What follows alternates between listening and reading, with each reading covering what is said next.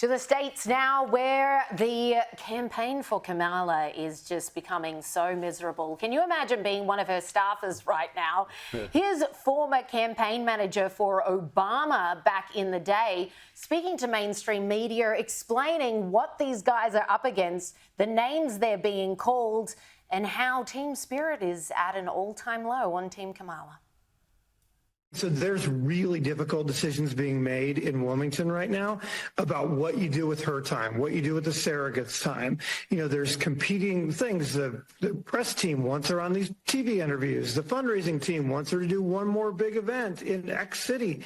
The battleground states are saying we've got to have her 3 more times in Michigan. And so, you know, making those decisions becomes the most important thing. It's why you see these campaign people on TV and they look absolutely exhausted because everyone is telling them they're a band of idiots and they should do it their way.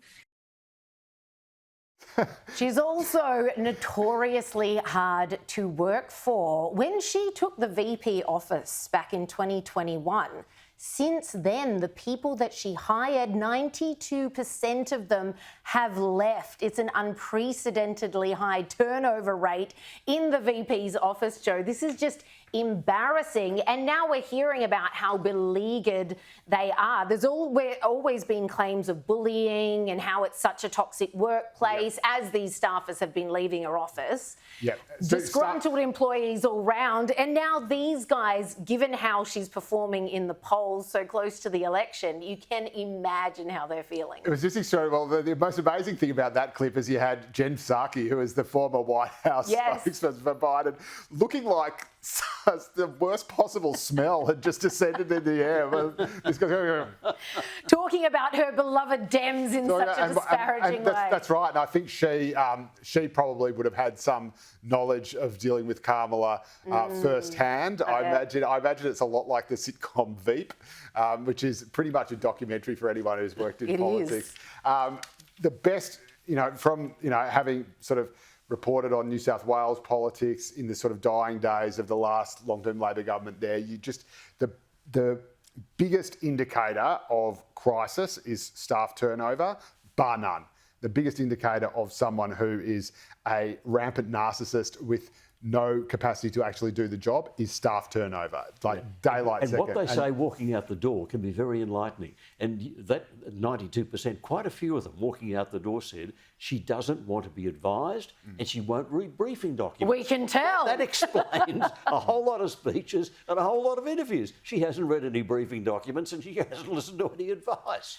And we all know that she's absolutely terrible without an auto cue, and this was made painfully obvious at a town hall meeting recently, where we all know the point of a town hall is to get questions from the audience. It's a very one-on-one experience. People are supposed to feel like, oh, I'm getting to know this person, and they're so accessible. This is marvellous. Well, check out what the audience was told when one of them asked, when do we get to ask questions of Kamala? You're not, unfortunately. We have some predetermined questions, and hopefully I'll be able to ask some of the questions that might be in your head. I hope so. You're just here to shut up and listen to pre-planned questions that she's been given in advance and her team have prepared answers for her. Well, much like Kel said, I don't think she'd read the brief, because this town hall was an absolute schmozzle of word salad after word salad. Here's one short, painful clip for your delectation and delight. We cannot despair. We cannot despair. You know, the nature of a democracy is such that I think there's a duality. On the one hand, there's an incredible strength when our democracy is intact. An incredible strength in what it does to protect the freedoms and rights of its people. Oh, there's great strength in that. And it is very fragile. It is only as strong as our willingness to fight for it. What are you saying? nothing. What are you talking about? Do you even know, lady? This was so painful, Kel. I watched more than that, and I was spoilt for choice in picking a clip to play tonight to demonstrate just how bad she is when she's not reading off an autocue. She's actually trying to do what are called platitudes. That is really nice sounding phrases that like motherhood and apple pie, and everyone will just nod their heads. Ah, yes, they're nice. So she's trying to do platypudes. Platitudes. Platypuses, something like that. She's trying to come out with nice platitudes that everyone will agree with, but she mangles them. She can't make it coherent. The sentence starts over here, wanders up there, goes down there a bit, and then doesn't reach a conclusion. And it's so painful to watch Liz Cheney's face throughout this whole thing. She's just like, this woman would fail finger painting. That's right. I can't stomach this. It's like when Ben Affleck saw Batman versus Superman for the first time and just thought, oh, what have I done? What have I gotten involved with? I cannot. I'm sure Kamala's team would have her stick to the things that she's good at, like this. One Nation Under a Groove by Funkadelic. One nation under a groove, getting down just for the funk of it. Can I get it on the... Wow. Keep laughing. Just unbelievable. She's like... Keep laughing. That's all you can do. That's what she's good at. She's like black female Stephen Miles. True.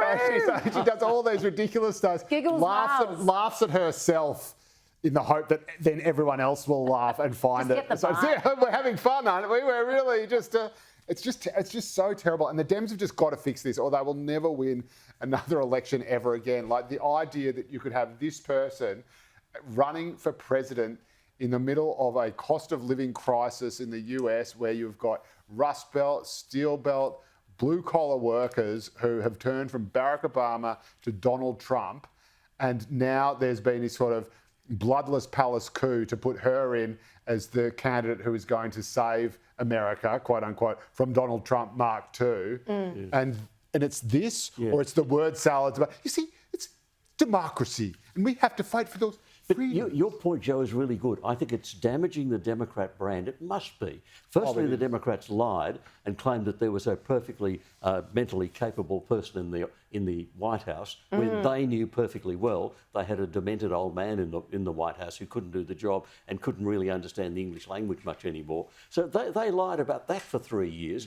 And then when people finally tumbled to it because of the famous debate with Donald Trump, then they stuck this woman in front of us, this giggling, shallow, I sometimes keep wondering what's wrong with Kamala Harris. There's got to be something wrong. And Babylon Bee is a famous satirical website.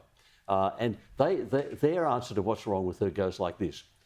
There was a time when she did a DNA test because is she really Indian or really black? So she did a DNA test.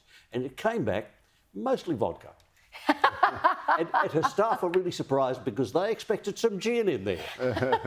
So there's got to be something wrong. You just can't understand how someone can be this bad running for president. Well, the thing was, before Joe Biden's brain turned to porridge, he was actually a capable political operator and he did have connections with like grassroots kind of normal people. Like he did actually, you know, maybe not to all the places he remembered, but he did ride the train. He did talk to people. But I think there's this sense that Kamala Harris, like the most humble thing she can say about herself is that she grew up in a middle class family with a nice lawn. Don't we know it?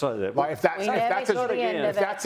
that's as log cabin as you can get, you are an elite. You are a West Coast elite. You are a San Francisco West Coast elite at a time when that is the very type of person that middle American working class people, especially men, cannot relate to, cannot stand, have nothing in common with, and despise, just as they despise people who go to McDonald's.